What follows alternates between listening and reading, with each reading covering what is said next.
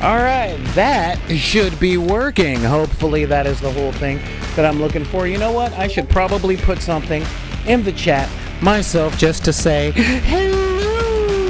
All right, yes, good. The chat is right there.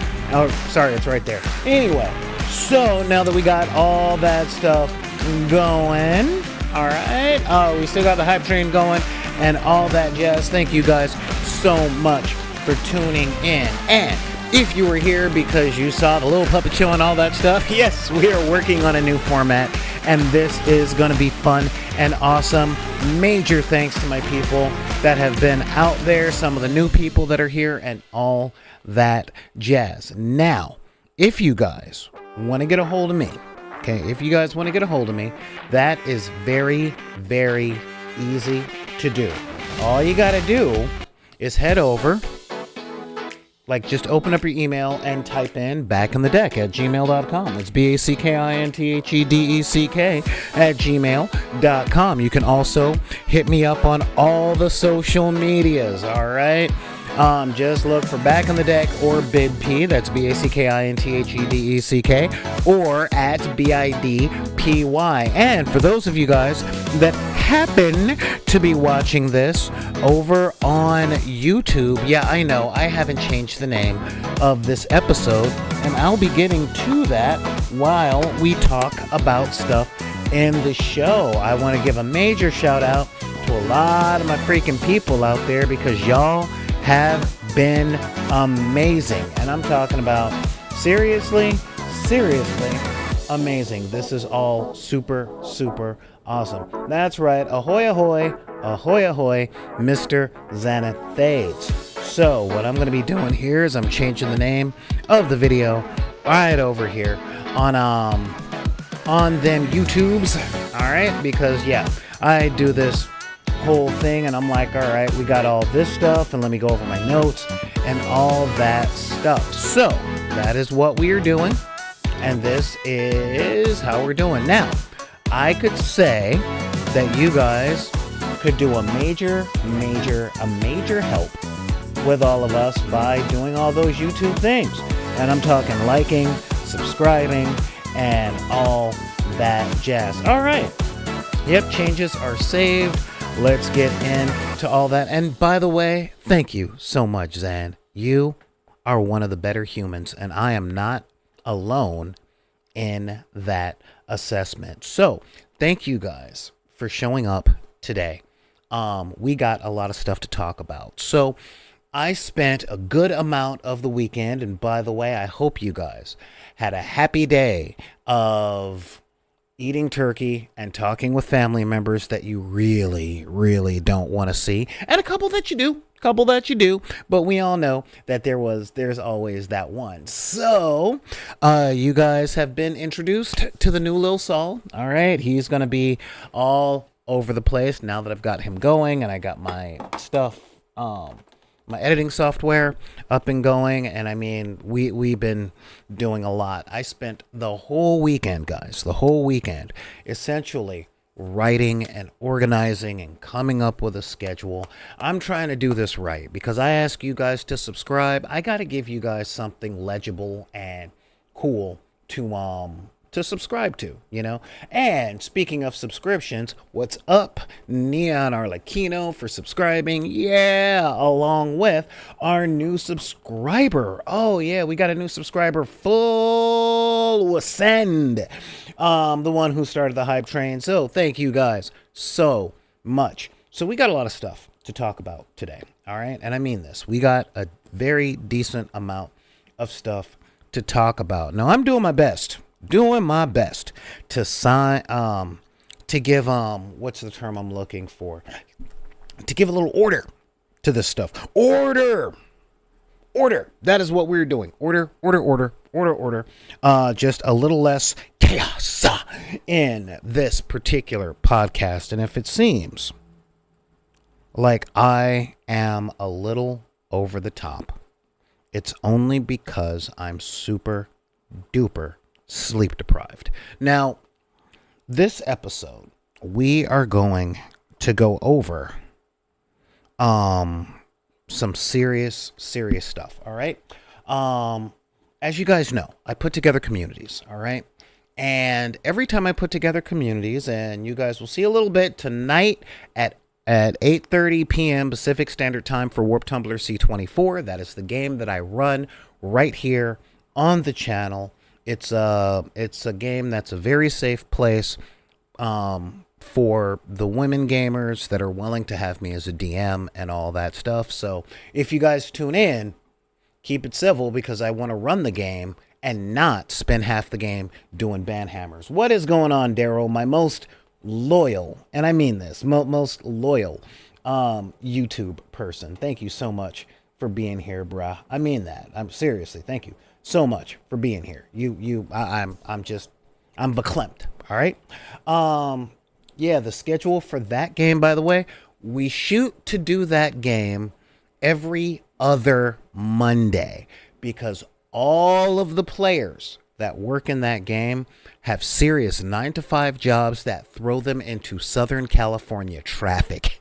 So I want to give them time to get back to their houses, do some decompression, maybe have a cup of tea that has 2 cups of whiskey in it, that kind of thing, and just relax and all that jazz. But we're shooting for every other Monday. But again, this is Southern California. People got full-time jobs. It is crazy.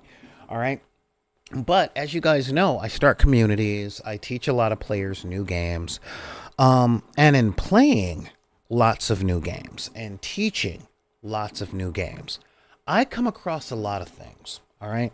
Now we always talk about things that are real on this show, and I always put myself at the forefront so that you guys know.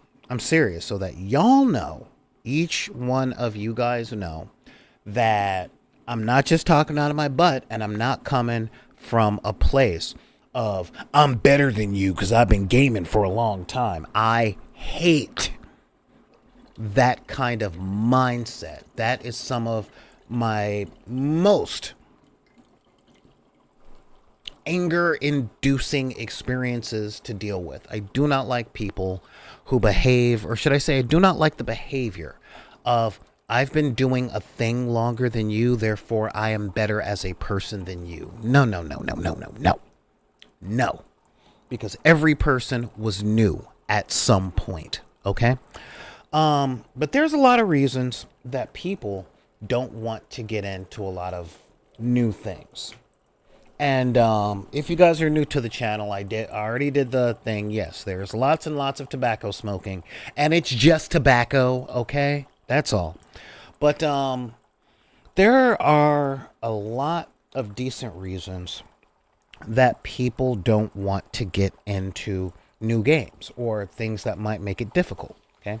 Now, as you guys know, if you're longtime viewers to the channel, I'm in desperate need of putting a box of Kleenex in my studio. Now, as you guys know, if you guys watch this for a long time, we go over a lot of stuff, and we're very, very new player friendly. All right.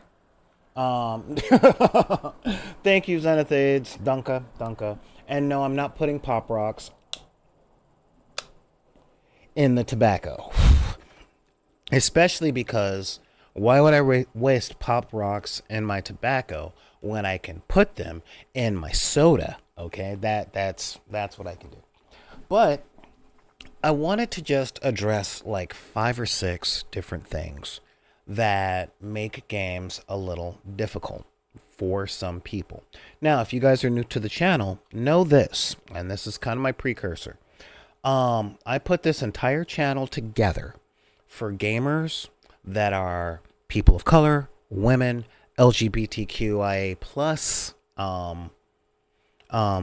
disabled, neurodivergent, or fiscally disenfranchised, okay? Because a lot of the stuff that we like to do for fun is expensive, all right? And I'm talking to those guys. So if you have never been pushed out of 3 or more games, because you weren't like everybody else, or if you've never had to slow down on getting into a game, or you couldn't advance as fast as people because you didn't have enough money to buy the materials or transportation, or even if getting to game is dangerous in a way that a lot of people at the table don't quite understand. We do. All right. So if you're not in there, your participation, more than welcomed. However, I do not let people take over the conversation.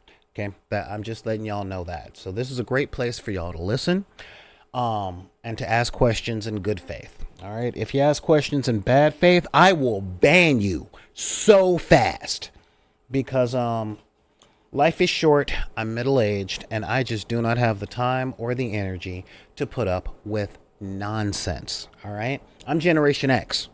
We don't fuck around. Anyway, now that I got all that stuff out of the way, now that we've got that,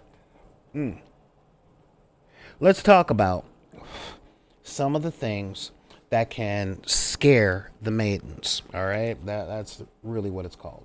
Now, new players face a lot of challenges. All right, there is what games to play, who's already playing them, all that stuff. But I'm going to get to the crux and the nitty gritty of all this stuff. And one of the crux and nitty gritty that we're dealing with is number one. Complexity of rules. Okay? A lot of gamers, whether you've been playing for 3 years, 5 years, or 35 years, can fall into what I call the trap of unconscious competence. What is that, Thuler? Well, the trap of unconscious competence is that position where you've been doing something for so long, you don't notice your experience. Thus, you don't notice that you're a master now.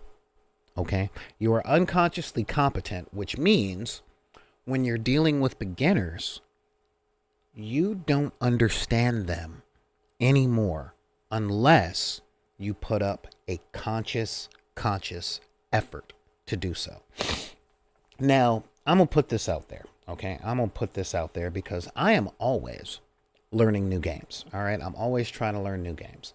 And at their core, the new games of any genre, be it role-playing game, card game, tabletop miniatures game, or board game, tend to have all the same components, all right?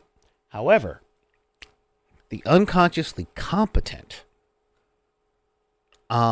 forget how complex the game is. Let me give you an example.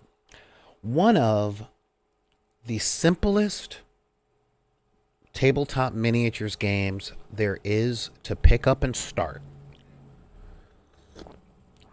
is HeroClix by WizKids. Okay?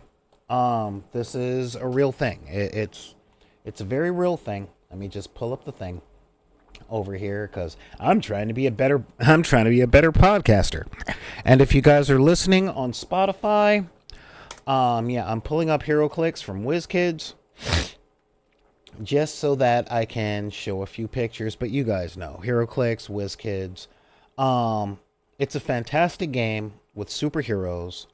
What is the term I'm looking for? The stats and all that jazz, not difficult. They're miniatures. They come pre-painted. It's pretty awesome.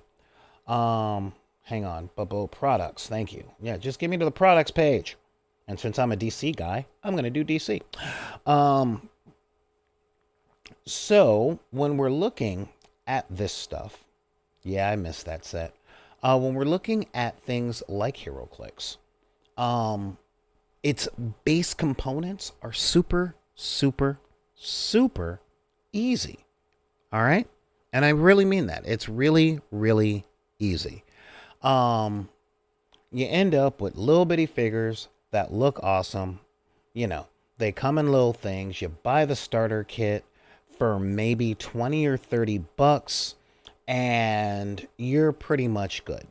All the stats and the information that you need to play the game are on the figures and on their little cards, all right?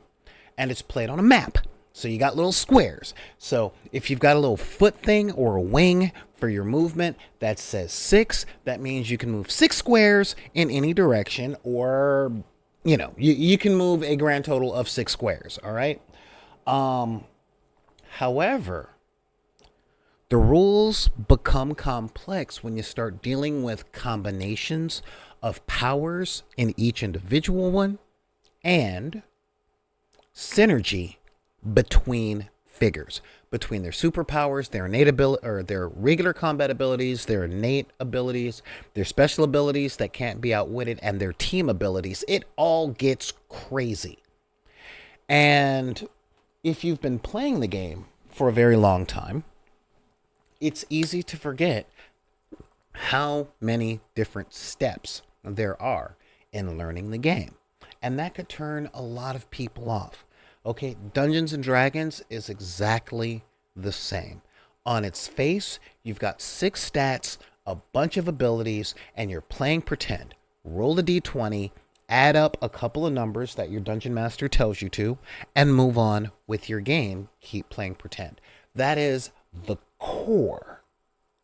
But then when it comes to calculating bonuses and then getting into combat and knowing exactly what shape a spell is, what is a fast action, what is a reactive action, what are the conditions like exhausted and all that stuff come in. And let's not talk about house rules. So a lot of rules can be really complex, okay?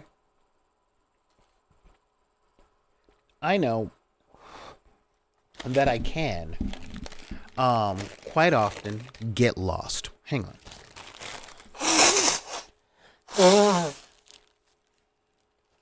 In the complexities of these new games. A good amount of the time, most people get really caught up in the combinations, intermediate to advanced play, and jargon. And to a new player, that can be daunting. And when I say daunting, I mean that's enough to make them quit.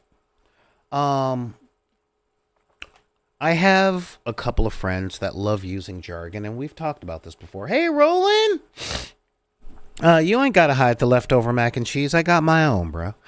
I have a lot of friends that love playing games, but they use the game terminology as written in the book that I have not read. Think about that.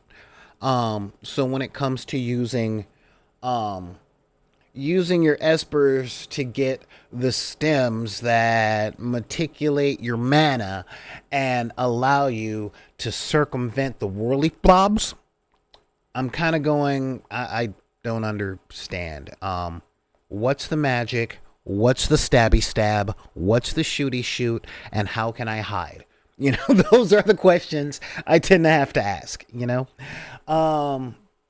and it does that for 2 reasons. 1, I love communicating clearly. And 2, it's necessary to shake the advanced player out of that mindset and remind them that at one point long ago, they were new too. Okay? Now, there are going to be a lot of players out there.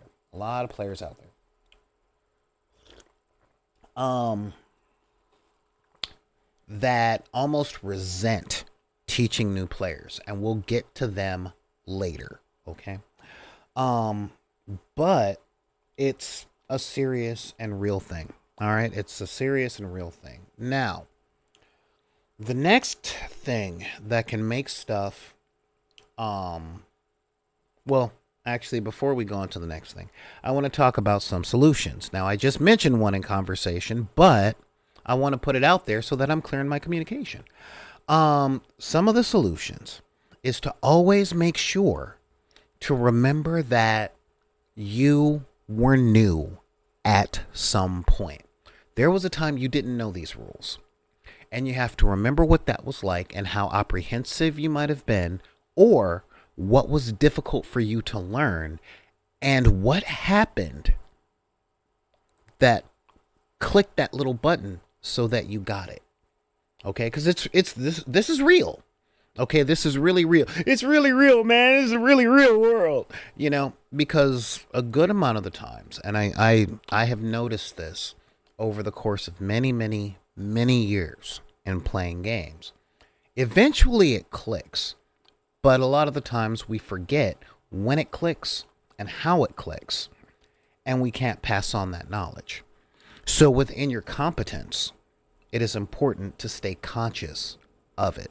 This requires a bit of insight and maybe 5 to 10 minutes before you go into your gaming situation, be it someone coming over, or you meeting up with them at the game store, or you driving to their house. Maybe within that transitory period, take some time as the teacher of the game to remember what it's like to be new, and take some time as the new player to be brave enough to ask questions.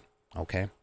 Now, the second thing, and this one, I know I'm going to lose a lot of people. They're going to come at me so hard in the comments, and you know what? Bring it. Just bring it. You can totally bring it. But in a lot of games, and this is I've looked out there, I've done the research, I've also lived more than 25 years out of college. Or, actually 25 years out of high school. Okay, I'm coming up on 25 years out of college. But a lack of diversity and inclusivity within gaming spaces is still a thing. Okay, it's better than it was when I was coming up, but it's still a thing. All right. A lot of the times, this lack of diversity and inclusion is not outwardly malicious. All right, it is not. I hate women. I hate gays. I hate people and I don't want them to be around. It is often, okay? It is very often, but as we've gone further and further into the 21st century, it's become less and less, and we're getting there probably by the time my grandkids are my age. It's getting to the point where gamers are going to see each other as gamers. But we all know that one guy. Okay? Let's be real. We all know that one guy. And that one guy tends to take all the air out of the room. You know which one we're talking about. Okay?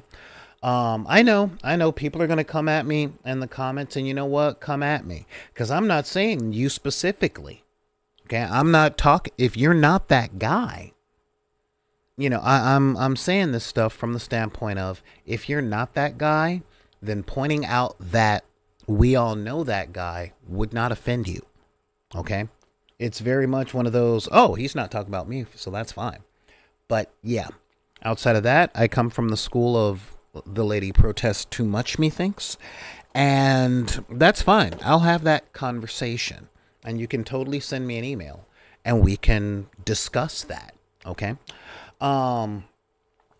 However, representation and diversity within gaming spaces and this is important, within gaming communities is huge. All right. I have been all over the United States of America, all over. Okay. Haven't seen this country from sea to shining sea. But one thing I do know is that in the let's face it, from the 1400s to about the 1990s, we cultivated a culture of mockery and superiority. And what do I mean by that? It's simple, okay? It's really simple. We tend to look down upon and mock that which we are not exposed to regularly, based on what little exposure we get. Okay? That's just a psychological thing. I'm not implying that you can't think for yourself. All right? What I'm saying is, while you're thinking for yourself, look at what you've been given to think about. Okay? That right there is the big thing. I think it was 20 years ago, I went to a very small mountain town who honestly sees maybe 4 or 5 black folks a year. And I got 100 questions. Okay. Whether or not I smoke menthol cigarettes, whether or not, hey, what's going on, Blurtish? Whether or not I drink fruit flavored soda, whether I know how to dance, you know, and it wasn't coming from a place of hatred, but a lot of the times it was coming from a place of, we just don't know. This is what we've heard. This is what we see on TV. Now that you're here, can you loan some fact to this? Okay. But the American culture has pretty much said, well, if they're not here, they're just not working hard enough. They're those people over there. And over there has always been way worse than right here, unless you're from the hood and you're talking about the suburbs. Okay. I mean, that's just fact. Because if you're from the farms and you're talking about the suburbs, it's those people over there think they're better than us. Let's be real. Like I said, I've been around. But now that we've got the internet, gaming over platforms like Zoom and Tabletop Simulator and Discord, it's real, okay? However, it doesn't really. And when I say it doesn't really, just bear with me. Let me cook. All right, let me cook. Excuse me. It doesn't really put the people's faces in front of you, okay? I've had many a situation over the course of my life where someone heard my voice and could not think of my skin color. Because I didn't live up to what they thought a black person was. Okay. And, you know, include this in every other demographic that we touch on here at Back on the Deck. You know, I have a lot of friends that are LGBTQ. Plus, in fact, I think I'm the only heterosexual person that I deal with on a regular basis. Possibly my sister, but I won't ask because it ain't my business. And that being said, I do my best not to mock people in ways that they don't mock themselves regularly. Okay? And this is to make sure that people are welcomed at my table. All right? I mean, dead serious.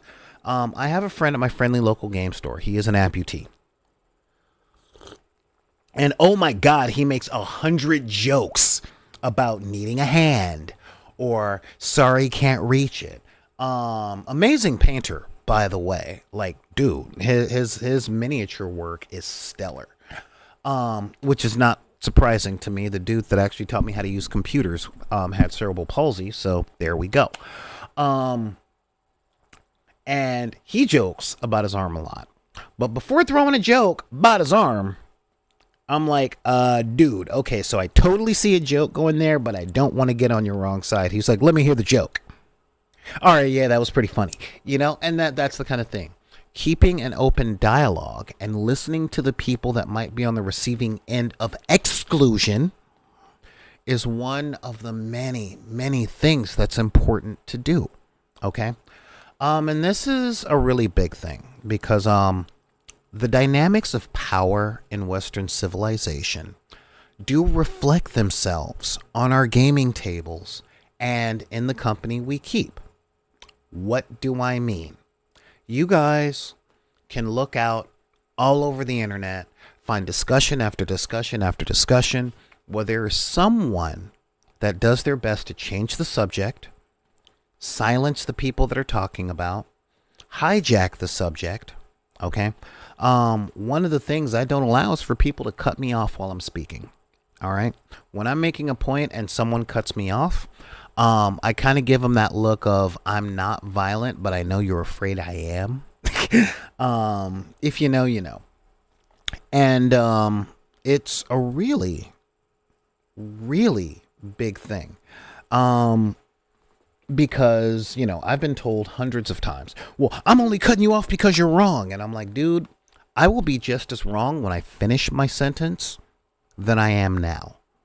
But if you are not listening, then I'm going to leave this conversation. Which is a lot of times what the people want to do. And on that note, that is one of the huge barriers to new players, because a lot of new players have to deal with people dismissing them, silencing them, minimizing them, or pushing them aside. And in case you guys are new, okay, and you're asking, why is he spending so much time talking about new players? You know, why is he doing that? I'll tell you. I am in my mid 40s. Most of my gaming group ranges from their mid 40s to their 60s. Most of them are in their 60s. And you know what's happening? The games aren't lasting as long. People's health are going down the tubes. Some folks are dying. You know, some folks have died. In fact, many people that I've been at the gaming table with over the years are no longer with us through calamity, sickness, or just plain old age, which means every once in a while you gotta meet some new people. But where we are currently in the 21st century in meeting new people, especially gamers, and we talked about this Friday, you're going to have to get through a few barriers because a lot of people have gaming trauma and group trauma. All right. And the lack of diversity and inclusivity is one of the really, really big ones. You know, it's easiest to see with gamers that present as women. Okay. And I say gamers that present as women because, one, that includes trans women, that also includes men who are kind of metrosexual. At least that's what it was called back in like 2005, 2006. All right. The ones who, you know, the people that look like women. And if a person is perceived female within gaming spaces, there's lots of things they have to put up with that a lot of us don't tend to understand. All right. We're currently working on a shirt inspired by Tanya the War Mistress because she is amazing. And I'm having the graphic designer take a look at it and give me the other stuff because it's a shirt that literally says, "I'm not here to flirt." Okay. Because far too many gamers change their behavior as soon as a girl comes around. And the girls aren't generally there to flirt, to meet a husband, to pick up somebody. No, they're there to do exactly what we're doing, which is playing games. But too often in the present, and way too often in the past, has made a lot of women reticent to even admit to wanting to do these things when it's majority male and majority stranger. Okay. I know as a black gamer. Okay. And if you guys are listening on Spotify and SoundCloud, yeah, I am black. Blackity black. Blackity black, blackity black. How do I know? Trust me, I've driven a nice car in a nice neighborhood and almost didn't make it home. I'm that black. All right.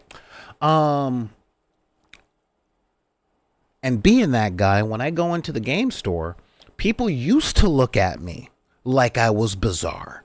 Okay? Like, oh my God, I didn't know black people liked Dungeons and Dragons. I didn't know black people liked Vampire the Masquerade. You know, didn't know black people liked this. Like, I walked in, I was a representative of all 102 million of us across the country?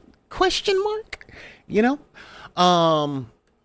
And again, LGBTQ, women, people of color, neurodivergent. Oh my God. You know, the ways that we are treated other than normal within these spaces have put up a lot of walls for a lot of people. All right. And that's just in dealing with the people. Now let's talk about the materials that are out there are still kind of written through one lens. Okay. One of my favorite gaming systems within the realm of inclusion is absolutely Pathfinder. Because what do I mean inclusion? All right, let's be real, guys. Let's be real. If you pick up a role-playing book, or a video game, or a board game or a miniatures game, chances are most of the setting, the player types are all outright drawn or coded to be white males or Caucasian males. I'm sorry to tell you guys, this might sting, all right, but it's real. And occasionally they'll throw someone who's not a white guy a bone. D&D has a race of black people, has a race of Asian people, has a race of Pacific Islanders. It's real. However, their races of elves and all that stuff, they're real too, but they're all very coded European within their art, their magic systems, their languages, and all that jazz. And the ones they included in the player's handbook got 0 expansion books. And there's over 60 D&D books. Think about that, okay? And when a lot of people are talking about inclusion, that's what they mean, okay? They said, look, here's a culture that's a pastiche of black people, but we won't release a single module, a single book, or anything talking about their land, their culture, their traditions, all that stuff. But you want to know every single street of Baldur's Gate? Here you go. You want to know every city, province, and region in Kryn? All day. But not where the black folks come from. Not where the Asians come from. And Asian I bring up because they had a thing called Karatur, and boy was it poorly written. Does not hold up well to time. And a lot of the times, these gaming settings, again, no malice behind the creation, just thoughtlessness. Include things that are sensitive to people that aren't white guys. All right.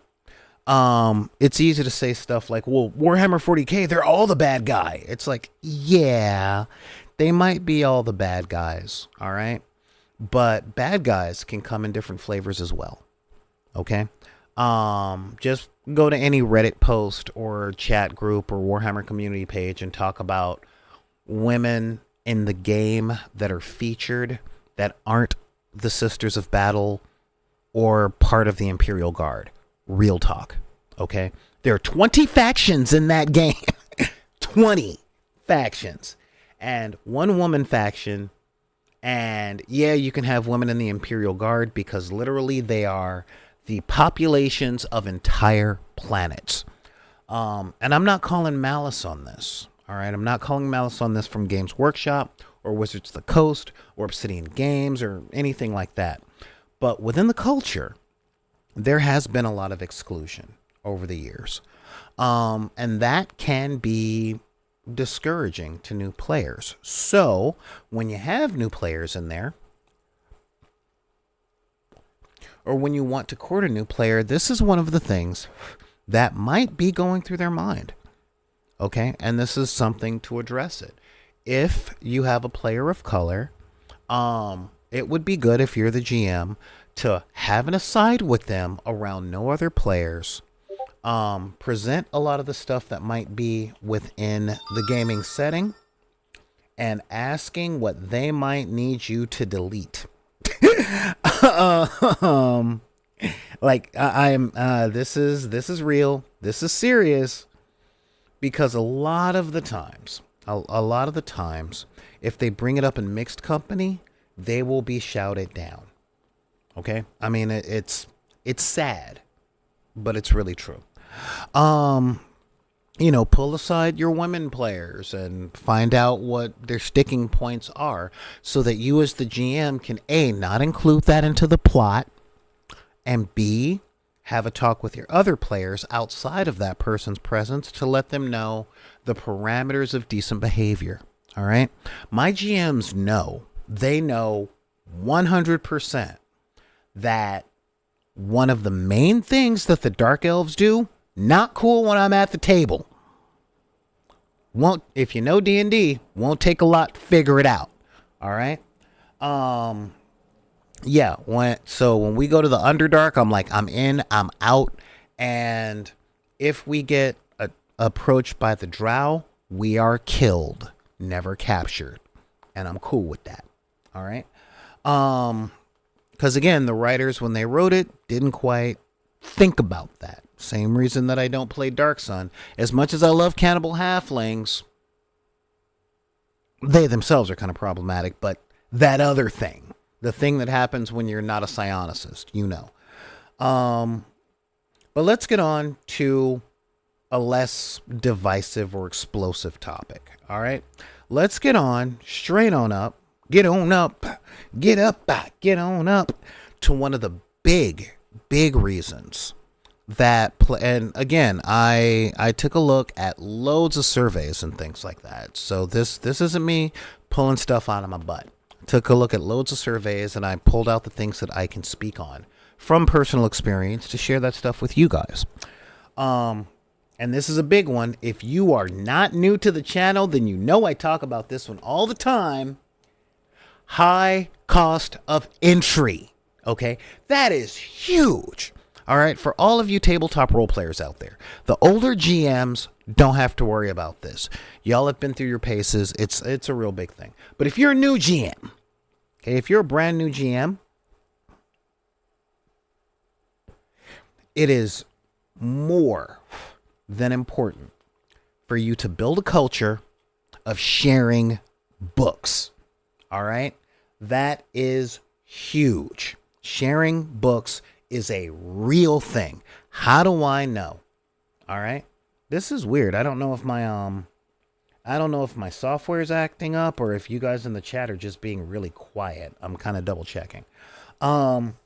Sharing books at the role-playing game table is huge and important. Well, whatever do you mean, Tholer? Well, I will tell you what I mean. All right. A lot of people, when they want to get into D&D or something like that, they take a look at what it gets into D&D. All right. And real talk, the internet has made things a lot better, a lot more accessible. Anyone can look something up on the internet pretty much at any time as long as they have a pahony. A phone. However, this is really big. All right. There might be people that bring out the new book. Now, D&D books are $50 a pop. Warhammer 40K books are $40 to $60 a pop. Most popular role-playing stuff, I mean, let's not even talk about Magic the Gathering or Gloomhaven or Zombicide. That stuff is expensive, okay? I've literally been looking at Gloomhaven and drooling over it for years, but I never have $170 in my budget to spend on a board game, especially since, you know, most of my players are getting old and dying and all that stuff. So that's a real thing. And a lot of folks, look, get away from your keyboard real quick. Okay, because I can already see the people out there saying, well, one, if you can't afford to play, just don't play. Yeah, kind of hard when the rest of your friends are playing. So when they play, you're by yourself. And this isn't FOMO in the sense of I want to do the same things. It's more FOMO in the sense of, well, they're all doing that thing. I guess I'll have to stay home and look at TikTok. All right. It can get pretty lonely not having a lot of money. I've heard all of the arguments. Well, it's less expensive than photography. How many photographers do you know? I know 5 or 6. And yeah, 3D printing can be less expensive than photography. Warhammer is less expensive than photography in theory. Tabletop role-playing games can be less expensive than hey, Gaming Fix, can be less expensive than photography or race cars or flipping freaking real estate. Yeah. However, if you have a friend you want to spend time with, maybe at the gaming table, and they can't afford $10, then if you want them at the gaming table, pool, $10. You know, help contribute to getting them the materials they need to join you in your endeavor, or share what you got. One of the things, like, this is always my big selling point when I'm trying to get new players onto the stuff I'm looking at. You know, one of the games that I want to do battle reports for, and I will, is called Gaslands from Osprey Games. And Gaslands, in my opinion, is one of the best games to play as a family in the miniature wargaming space. Because, number one, the rulebook to Gaslands hardcover costs $24. Okay? Now, on one hand, oh my God, that's half a tank of gas in Los Angeles. On another level, that's just half a tank of gas. You know, and once you buy the book, that's pretty much all you need, as a basis to play, as long as you have access to a printer. And most folks have access to a printer. And we're here at the page, and it says Gaslands Refueled, which is awesome. Quick reference, vehicle dashboards. Okay. Most of the other materials that you can get for it are literally free. Okay. Quick reference card to play the game. All right. Free stuff. All right. I'm pretty sure somebody out there can probably Luffy the book, but I do not encourage it because Osprey Games is a much smaller company than most other places, and $24. You know, you can pick it up on Amazon or at your friendly local game store, or even from Osprey proper. Okay, so it's an easy thing to get into. And the main thing that you do is you play with Hot Wheels. Hot Wheels are $1 in everywhere except AutoZone. Okay? Pocket change to get yourself a car and go. I'm playing Fury Road. Mediocre. You know, and that is a really fun thing to do. So the cost to entry doesn't always have to be super big. Now, this is something that I went through when I first looked into learning 40K. Okay? I wanted to play Combat Patrol because the cards were free. I already had a bunch of proxy minis, and the rules seemed a lot easier for me as a new player. However, I couldn't find anybody to play Combat Patrol with except for one person who was always working. Everybody else refused to play the game unless I had a 2,000 point army. What's up with that? Okay, those things run an average of about $600 each, and the rule book at the time was like $70, not to mention the codexes and all that other stuff. So it's like, when the culture puts up the financial barrier, that in and of itself can turn off new players. And that brings me to the very next point, okay? The intimidating culture, okay? The intimidating community and culture.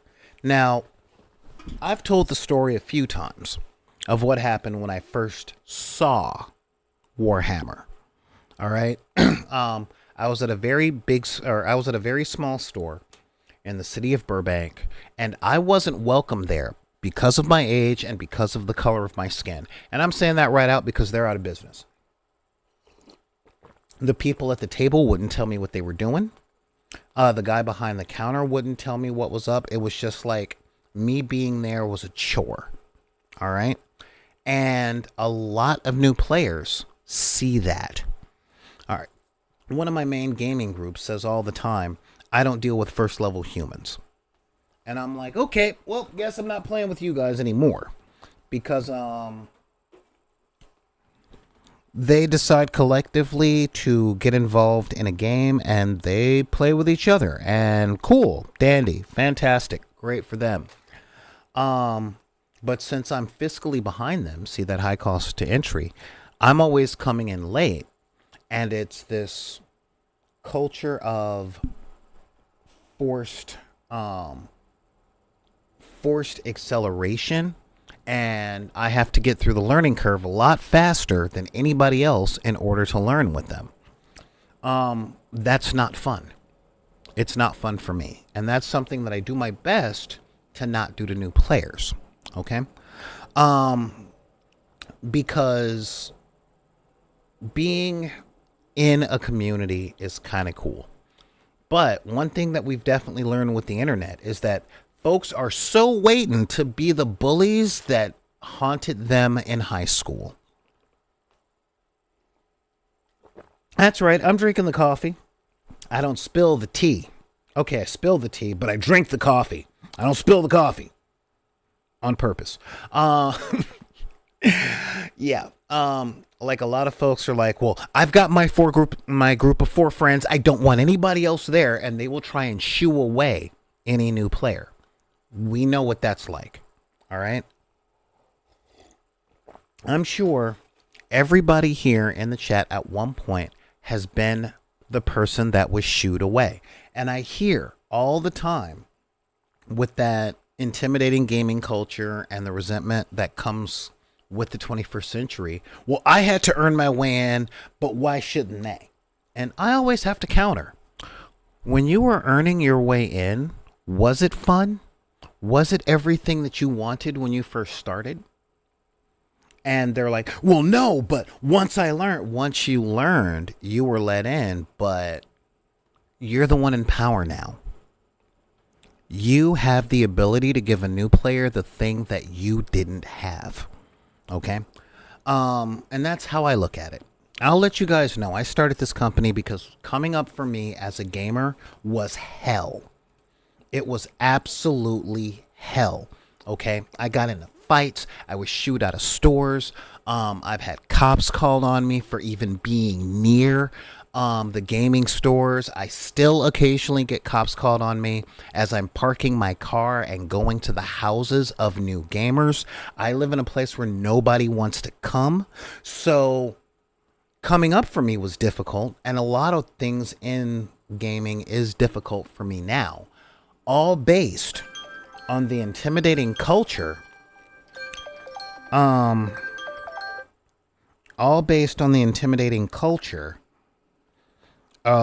This elitist, exclusionist culture. And I had a revelation, and this might be my neurospice, but this was a revelation I had back in 1996. No, 97. I'd been working the Ren Fair for a couple of years, and I noticed that a lot of people were always pointing out flaws. And I'm like, hold up. Aren't we all here because we were either in theater club, glee club, or history club? Like, we're the nerds. Why are we trying to treat each other the way that the people who hunted us down, gave us wedgies, gave us swirlies, or just kicked the crap out of us are acting? Are you trying to be that guy that you hated when you were young? You know, so, and the answer to that question with a lot of people is, yeah, they wanted their turn. Nowadays, if you're here, I'm guessing that you're either curious or you're like me in the sense of you want to make a better place than the one that you came into. All right. When it comes to that intimidating culture, I think back to the people that actually let me in. The ones that had my back going, dude, he's cool. He's smart. Lay off of him. You know, yeah, he's asking a lot of questions because he wants to understand. He's not trying to harsh your mellow, you know, and that is a huge barrier. Okay. It's really easy for a new player to feel as though no one has their back. And if you didn't need somebody to get your back, good for you. Okay, good for you. You're big, you're tough, you're strong. Not everybody is you, and that's what makes you special. Okay, but what are you going to use that strength for? Are you going to use it to help those that aren't as strong as you, and as tough as you, or as cool as you, or as smart as you? Or are you going to use all of those gifts to protect the people that don't have it as good as you do? Okay. I know my answer to that question, but it's something that's meaningful to ask. All right. And if you're my age, if you were that big guy and that strong guy at one point, you're not any longer. There are 20-something-year-olds that have spent more time researching, lots and lots smart, eating more healthy, and playing more sports and working out harder. You know, they hit harder, they run farther. You know, it's part of life, guys. So when it comes to that, some of the tips that I have is be the elder now. Be that guy that opened the door for you. All right? It's now time to pay it forward. That's what I got to say on that. However, this is a big thing. Okay? And we're talking, this is something I'm personally going through currently, which is limited accessibility. Excuse me, that's used. Yes, I'm talking about wheelchair ramps, but I'm also talking about distance, okay? I've said on this show many, many times in the past, I currently live a minimum of 15 miles from the nearest gaming store, and I live 23 miles from the friendly gaming store. What does that mean? My car gets 35 miles to the gallon. Okay? Who am I kidding? My truck gets about 20. All right? And gas is coming down, but we're still looking at $4.70 a gallon. So just getting to the gaming store for a game night, first, it costs $10 for me to do, and I don't always have that. Second, I have to drive through areas that see people like me behind the wheel of a car and says, hey, that guy's up to no good. Some stores don't have wheelchair ramps. Some stores, and I'm learning this about the Neurospicy, are very cramped and very loud. Okay? And understanding what those challenges to accessibility can be can mean a great deal, especially if you have a family member that you're trying to get into a game. Sometimes you might have to go pick them up. Okay, I know I have 3 or 4 people in my life currently that are willing to play games with me. However, neither one of them have cars. The closest one lives about a 15-minute drive from me, and the other one lives about 40 miles from me. So, yeah, to go get that other person, if they don't have gas money, that means I'm spending about $20 to go see them, and I can't always afford it. And they don't have a car to get to me. Okay? I mean, and 40 miles, try catching a bus or a train. Most buses don't go 40 miles. You have to like hop on 2, 3, 4 different buses. Some places don't have wheelchair accessible ramps. We're still post-COVID, so some folks that may have respiratory problems are taking a great big risk in going to the friendly local gaming store if a lot of people aren't wearing masks. This is real. Okay? Not everyone has the same access to playing games. All right? Now, I'm doing my best to work on that. I'm trying to make games available to way more places, specifically the ones that are or underserved. However, that's still a few years away and about 700 Patreon subscriptions away. Just letting you guys know on that. So the fact of the matter is, getting around and getting into these places and having accessibility, that's tough. Well, you might think, why not just play online? Let's talk about online accessibility, okay? Now, we've already talked a little bit about the fiscal problem, all right? We know the fiscal problem. I'm talking paywalls, loot boxes, things like that. As you guys know, I have Tabletop Simulator on my Steam account, okay? I only have four games on my Steam account. We're talking Baldur's Gate 1, Baldur's Gate 2 and their DLC, Rocksmith, and Tabletop Simulator. That's it. That's all I got. Okay. Oh wait, sorry. And the Dresden Files card game. That's about it. And I am still having a bugger of a time in the different Discord channels finding people to teach me how to use Tabletop Simulator and downloading the assets for the stuff that I want to play. Like, this stuff is not intuitive or easy for anyone over 13. A lot of these stuff have very complicated accessibility to mechanics. And let's be real. How many times have you guys asked anyone a question asking for instruction, i.e., teach me how to do this, and was given a one-sentence reply? Hey, can you teach me how to fence? Oh, it's just about tip control. Okay, can you show me what that's like? So it's like, yeah, I'd kind of like to play X game. Oh, just use Tabletop Simulator. I don't know how to use it. Look at a YouTube video. I've looked at 30. I need help with that. And let's be ultra real. When you're looking to meet new people online to say, hey, I'm new, I'd like to do this, who are the people that you run into in chat rooms? Who are the people that you look at? I'm going to tell you guys a story as to why I don't play massive multiplayer online games, all right? Because I've had friends that have worked for Blizzard since StarCraft 1, all right?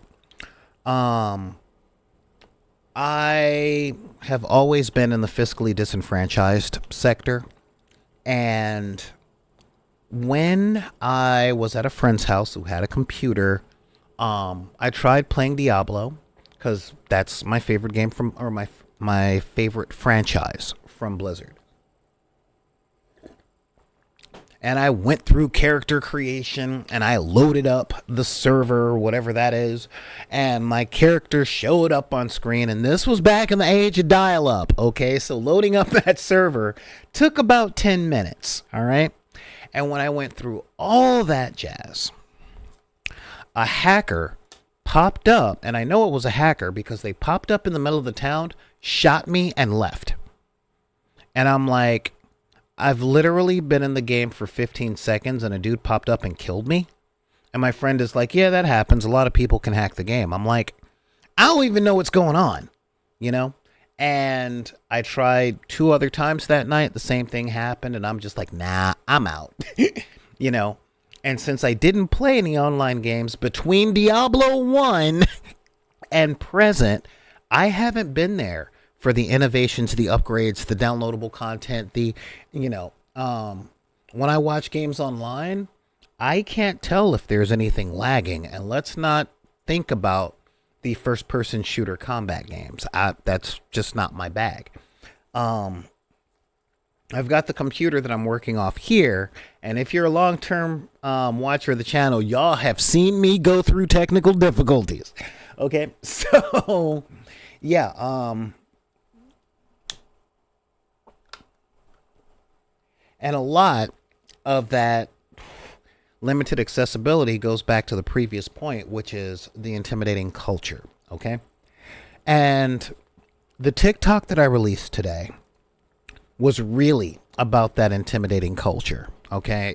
It's a thing that sticks in my craw. And what is that thing? Oh, what sticks in your craw this week, Solar? I'm glad that you asked. There's far too much negativity about the things that we like all over the internet when you're looking to learn something new. What do I mean? And again, this isn't old man yelling at cloud and I can see people going, okay, boomer. I'm like, hold up. Over the years I've had this channel, you guys have watched a lot of my skills grow. My crafting and painting skills primarily. Also my video production skills and all that stuff, but that's neither here nor there. But the progress that I've made has come from hours and hours and hours and hours and hours and hours of tutorial and instructional videos on YouTube. Now, I give massive shout outs to Wylock Armories, Black Magic Games. Those are the two #1 channels that I watch to learn how to craft. Okay, seriously. Because Jeremy and Bill, they get it. Major shout outs to Althenian Games as well. Okay, Althenian, is it Althenian Crafts? Cool dude. I think he's in Prague or something, or Portugal. Loves one-page rules as much as I do. And, yeah, I mean, I've watched hundreds of hours of crafting videos for terrain, for paint schemes, just learning the stuff. But outside of Black Magic, Althenian, is that who is? I'm just double checking here. Yeah, outside of Althenian, Black Magic, and of course, Wylock, there have been too many channels whose level is way up here, off screen, always talking about how bad their stuff looks. What does that do? Okay? What does that do? That pretty much says, if these guys are that terrible, look at what I'm doing. You know, it can be super discouraging. Okay? Really, really, really discouraging. Because, hang on, I'm looking for the channel because I have to get his name right. I've spent so much time looking for these channels and looking through all of this stuff, for people to go, hey, you're at the beginning, try this. This is easier. Okay? Yeah. Wylock lives, dies, and pretty much sells his soul for medium chipboard. And you know what? I'm cool with that. I ordered some medium chipboard to do some crafting, and I have been using it. Let's see, I think I got 3 packs of it, and I'm finally, 2.5 years later, down to the last of it. He's also big on cardboard boxes, specifically Amazon boxes, and what else? Let's see. Yeah, we're talking Amazon boxes, shipping boxes, just essentially garbage. He makes stuff out of garbage. And after the painting and all that stuff looks good. It looks very good for made at home, and that's fine. You know, that level of, there we go, Erythians Craft and Battles. These guys are great. Yeah, there we go. Yeah, this guy is amazing. He is so wonderful. He's so enthusiastic. He's one of my favorite guys to watch. He released a video today that's a Grimdark Fantasy Battle Report, so I'm going to check that out after the show, but before the game. And, yeah. But when I look for, like, when I was looking for painting tutorials on miniatures, oh my God! Oh my God! So many super talented people that speak in that intermediate to advanced jargon, and so little out there for beginners because the algorithms of video pages do not push it. You know, it does not push content for beginners. It pushes stuff for a lot of folks out there that either want shortcuts, already know what they're doing and trying to get better, or people out there that are trying to compare what they do to someone else and don't even think about looking at Instagram, guys. Because everything that I've been able to find, at least, Or not everything, but over 80% of everything I've been able to find is, if you're going to do it professionally. And I've seen a lot of new, intermediate, older, and veteran gamers just beat their heads against the wall. They talk down about themselves so much. And I get it. I come from a toxic culture as well, because I grew up in the United States, which means, unwarranted criticism, unrequested criticism, people trying to push you to get better, whether or not you ask them to. Y'all know the ones I'm talking about. Let's see here. Love showing my mom those channels because it's rare to see phone being cut without adequate protection. Right? Jeremy at Black Magic Craft is amazing with his foam handling. You might also like the RP Archives, but that dude is magic. All right. He is absolute magic. Just the amount of work that he puts into his stuff and the result you get. It's just amazing. I did one of his projects. Never again. I don't care that much. But a lot of people looking for tutorial videos might come across something like Tabletop Witchcraft. And that stuff is amazing. Okay, it's literally Weta workshop level stuff. We're talking Stan Winston special effects. This is professional stuff. Wasn't great for me. I can't draw. And with these instructional videos, one of the important things is to make stuff look easy. But it's not. There's so much muscle control that goes into it and so much intuiting. It's just crazy. All right. And that definitely limits accessibility for new people, Now, one of the things that I want to talk about as far as limiting accessibility is accidental dishonesty. I'll be talking about this a little later. What do I mean by accidental dishonesty?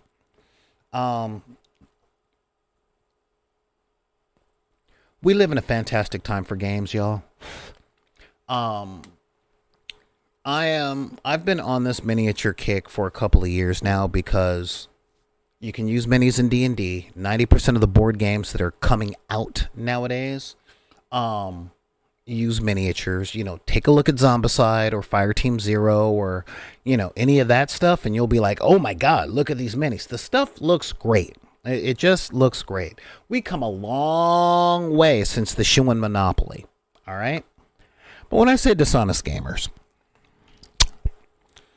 I mean the person that buys Zombicide, tells you they buy Zombicide, tell you they want to play Zombicide, but don't want to play Zombicide until they've painted every single miniature that comes with it, and they don't know how to paint yet. That's what I'm talking about. I'm talking about the gamers that are like, oh yeah, I totally play Gaslands, and they spend 5 months customizing their Hot Wheels and never getting around to playing. Now I'll let you guys know this.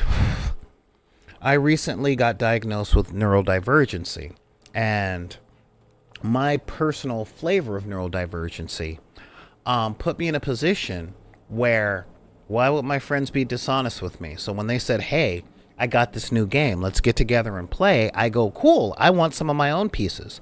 $100 or so later, I've got a bunch of pieces that are put together, they're painted to my standard, and I'm good, and they never want to play. It is infuriating, It's one of the real reasons I know why to play so many tabletop miniatures games. It is crazy, and that is a really big barrier to entry when it's like, dude, there's this new game that's coming out. Like, I remember, was it a year ago that Star Wars Shatterpoint was announced? Actually, I'll go back a couple of years with Marvel's Crisis Protocol. Loved it. Scrounged up my pennies. Spent the $100 on the box set. This was before I got yelled at in online groups. Okay. Painted the minis. and was like, hey, anybody want to play a game? No. I finally got a couple of people willing to play the game. They loved it. They bought their superhero figures, and they spent so much time painting their superhero figures, or so much time procrastinating from painting their superhero figures. I never played with them again. And this was before I quit, because they didn't want to play with what came in the box and what I had already painted. They wanted their own stuff, but they take so long in preparing their own stuff that they never get to playing the game. And what do I mean by dishonesty? Because these folks don't play games, they build models. That's the number one thing they're in for. And there is an unintentional dishonesty, and it's a dishonesty that comes from a lack of awareness when it comes to a lot of gamers, to where they don't quite know what kinds of gamers they are. Okay? In the tabletop miniatures world, everyone will say they love the game. Well, the majority of people will say they love the game. 100% of the people will say they love the models. But at least 40% of the people that say they love the games and the models actually love the game. Okay? What a lot of folks do is they love talking about these games. They love making models. They love painting stuff.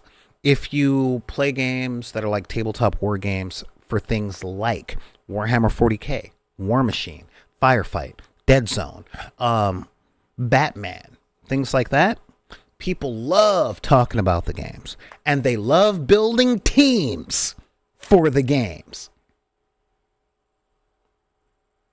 But do they ever play? You know, and theory crafting is cool. It's a hobby in and of itself. You know, it's one that I enjoy very much. I love playing. All right. But I do spend hours and hours and hours putting together teams and figuring out combos and stuff like that. But I do it in the hopes that one day I will find someone that will play with me. And a lot of folks don't.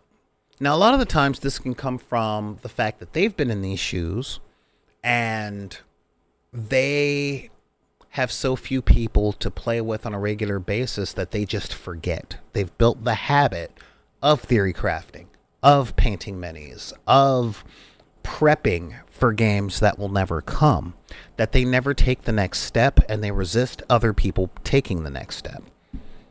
This isn't a character judgment on them. I'm just wanting to inform you guys that this is something that can come about.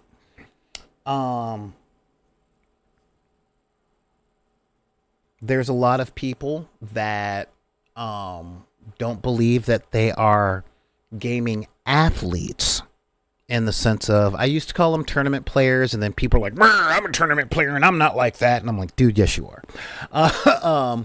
But gaming athletes, i.e., they play their games like they're playing a sport. What's the difference? A pickup game of basketball versus varsity going for a scholarship. Y'all know the difference.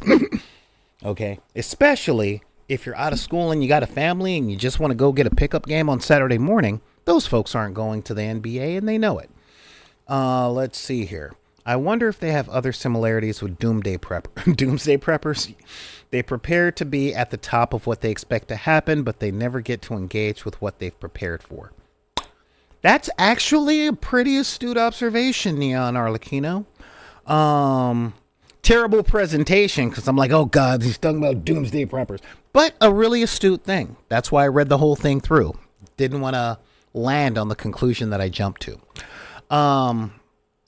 And yeah, that is a really big thing. A lot of people do a lot of planning and prepping to be at the top of their game. We see this in RPGs when it comes to people putting together characters. You know, they'll put together 10, 11, 12, 13 characters and not know how to play them once the game starts. You get what I mean? I want to open the floor to some questions. Let me check the Discord to see if some folks have questions, or, you know, check and see if Daryl's still there. Yep. No questions on the YouTube. Let me check the Discord. Discord questions. That's what we're looking up. Field a question or so in the chat or on the Discord, because I want to know what are some, you know, what are some of the difficulties that you guys have had in being a new player or getting new players interested? I'm trying to keep this not an angry thing. But while I'm waiting for questions, I'll go down a little bit of an angry path. Let me see here. I looked up what these barriers are because I'm constantly trying to teach people new games and expose them to the fun that I like having so that I can bring a little joy. And selfish reasons, I want people to play with. And I get one particular answer that I can't stand, which is, it's just not my thing. I am not a big fan of not being engaged with, because it's like, okay, it's not your thing. Well, just for the purposes of, just for the purposes of, my edification and the stuff that I could use for my building or for my business, maybe, possibly, can we maybe, I don't know, tell me why? It's not your thing. No, it's just my thing. I don't want to think about it. I don't want to talk about it. Conversation's over. And I'm like, oh, geez. And a lot of people go through a lot of this stuff. And this is where a lot of game trauma sets in. Some folks, and I hate to say it,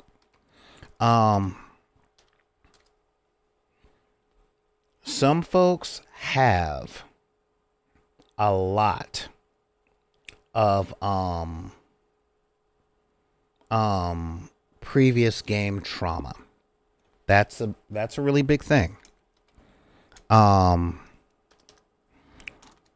They have stuff that will trigger them, and they don't want to get in there. And I'm working on getting past mine.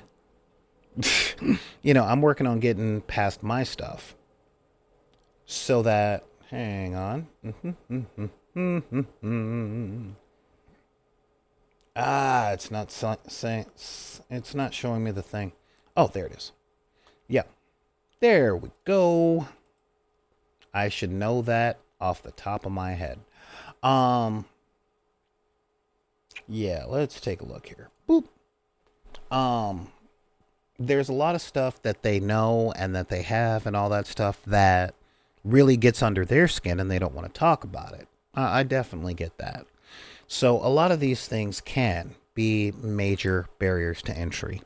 Oh, looks like we got a question. All right. Questioner. Did I know that my shirts and swag are now on sale for Cyber Monday? Yes, actually I did, because it's Cyber Monday and I didn't want to start begging, for stuff. But yeah, so Back in the Deck t-shirts right now are on sale for $15. This is, the t-shirts that we got going. They come in a whole bunch of colors, and Christmas is coming. Christmas is coming. It's a thing. And because it's Christmas, long sleeve t-shirts and hoodies, those things, really, really, really, really big. It's getting cold. I had to fix my heater last night. That was pretty cool.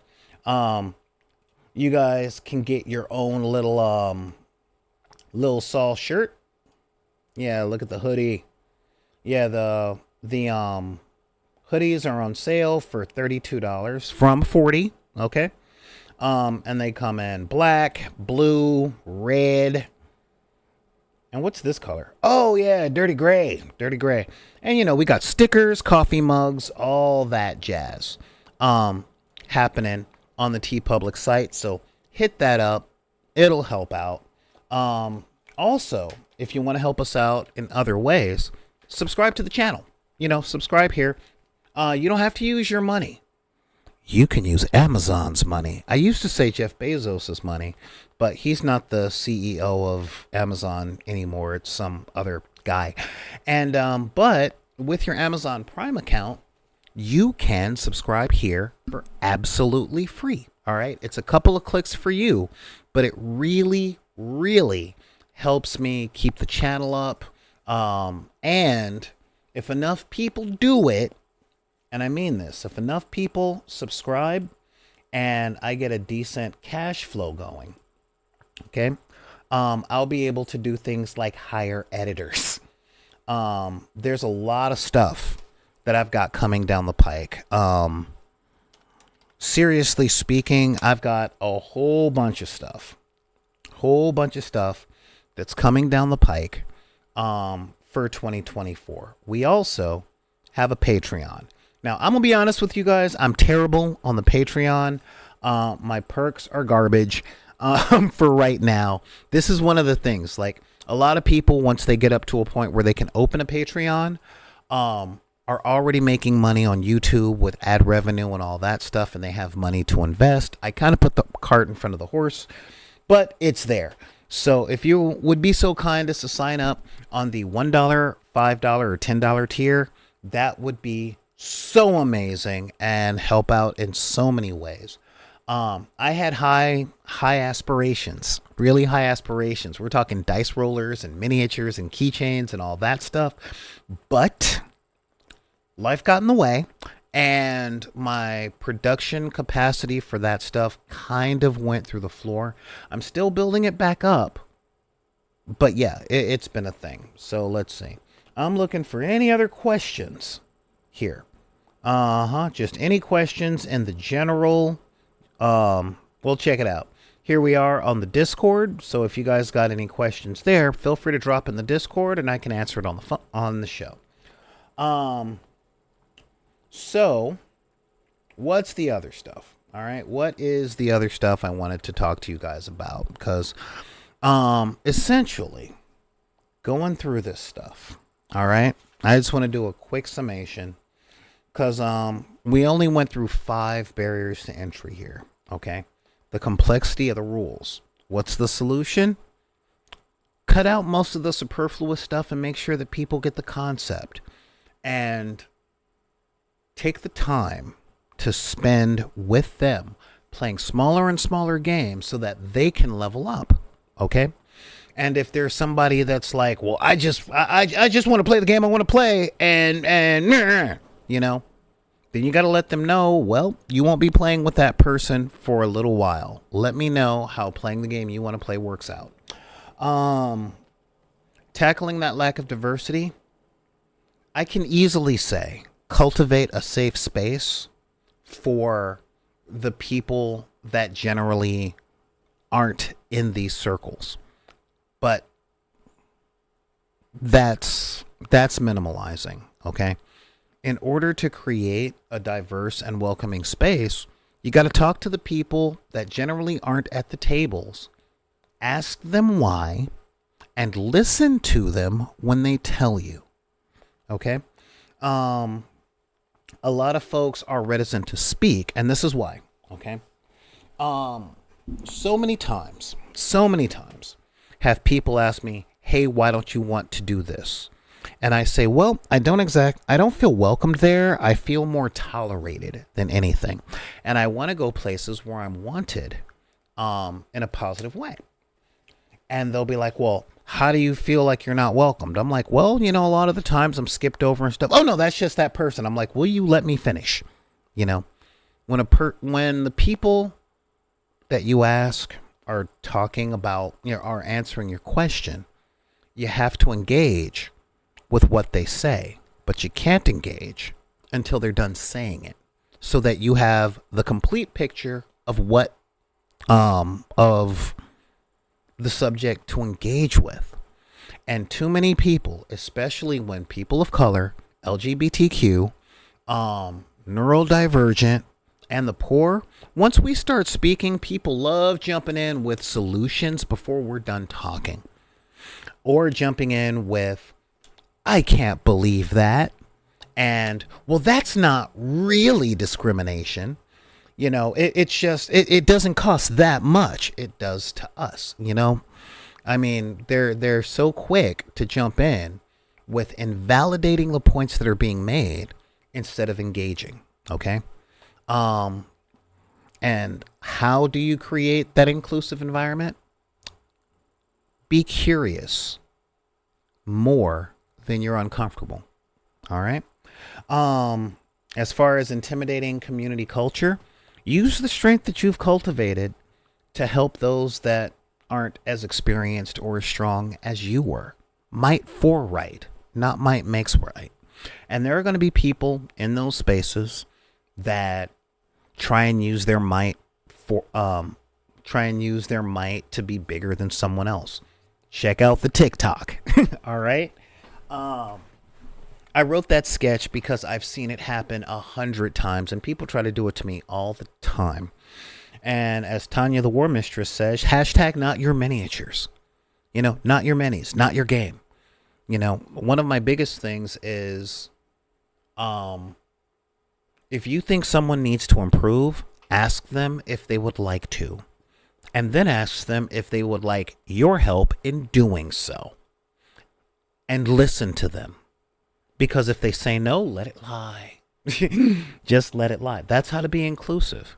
Okay? Include what they actually want within the framework of the communication. All right? And limited accessibility. There are a few different ways that accessibility can be limited. Be it wheelchair ramps, elevators, air quality, stuff like that. This is all real stuff, okay? My ride or die has a respiratory problem. And so when he comes over to my house to play with me in the times that he can, I don't smoke in the house, because he can't breathe. And I don't want my house to be inaccessible to my friend who can't breathe. All right? That's what I can do to cultivate a little accessibility. Okay? Set up games in places where everybody at your table can get to. And if they can't get to it on their own power, then come together with the gaming group and figure out how to get them there, how to get them home. High cost of entry? Yeah. Just be willing to share. Be willing. My other ride or die is throwing gaming stuff at me all the time, and I adore him for it. He's like, I'm done with these miniatures. Do you want them? I'm not playing this game. Do you want it? And I'm like, yes, I will take this.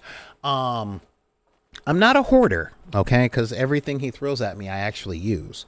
And if I don't, then I'm like, I'm going to give this stuff away, maybe to some kids. And he's like, yeah, no, dude, do the thing. All right, do the thing. I don't want them anymore, and I don't want them in my house. But I'm lucky in the fact that one of my ride or dies grew up poor and is now middle class. Okay. If you didn't grow up poor, and what do I mean by poor? Well, I'm talking cinnamon toast because it's the 26th. Poor. If you know, you know. Okay. I know for a fact there's a lot of people in the chat right now that are that poor now. All right. So yeah, I'm dead serious. All right. And most people, no one feels rich except for the super, super rich. But I'm talking, if you have to choose which bill to pay because you can't pay both, and that's been so normal that you've never gone through a period of more than 3 months without that being the case, then you understand the fiscal barriers to entry. Okay? Don't forget that. Really, don't forget that. Keep an ear open and maybe help out other gamers that want access but can't get it. Okay? Milk toast. Bro, this ain't the Great Depression. I can honestly say I've never been milk toast poor. I grew up house poor. Okay? I'm currently house poor. Meaning mortgage, then bills, And then, yeah, you getting cornflakes and cinnamon toast. That's what you're getting. All right. So yeah, that's a real thing. And yeah, so when it comes to accessibility and all that stuff, it's really important to keep these doors open. Hell, sometimes you got to pry the doors open. But these are some of the things that get in the way of new players actually getting involved in the hobbies and the pastimes that we love. Okay? But let me know what you guys think. Okay? Do all the YouTube things, subscribe to the channels and all of that jazz. And of course, send me an email. All right? That would be really cool. Just pull up your keyboard and type in back in the deck at gmail.com. That's BACKINTHEDECK at gmail.com. You can also reach me over at Twitter, Instagram, TikTok, Facebook. Let me see if I can put up the invitation to the Discord. Because, yeah, my guys are great on that. And of course, if you guys want to support us and help keep these doors open, again, over at TeePublic, my swag is still on Cyber Monday sales. There we go. And hit them up. I want to thank Xanathades, Neon Arlecchino, Gaming Fix Live. You guys are becoming my rocks. Like, seriously. Thank you, Full W Send, for the subscription. Thanks for showing up. I hope you got some value out of what we said here today. And remember, guys, oh, and please share this video with your friends, all right? If y'all know people that are into this and their parents are like, nah! Give them a link to the YouTube channel. You know, I have no problem making this stuff accessible, not just to underage children, but also to their parents that might still be stuck in the satanic panic from the 80s. If you know, you know. But in the meantime, if somebody tells you that you can't like what you like because of the circumstances of your birth, be it race, religion, creed, gender identity, sexual orientation, disability, neurodivergency, or your budget, because the trailer park is always walking distance from the hood, then you can tell those people to take those cards, whatever they're pulling on you, and put them back in the deck.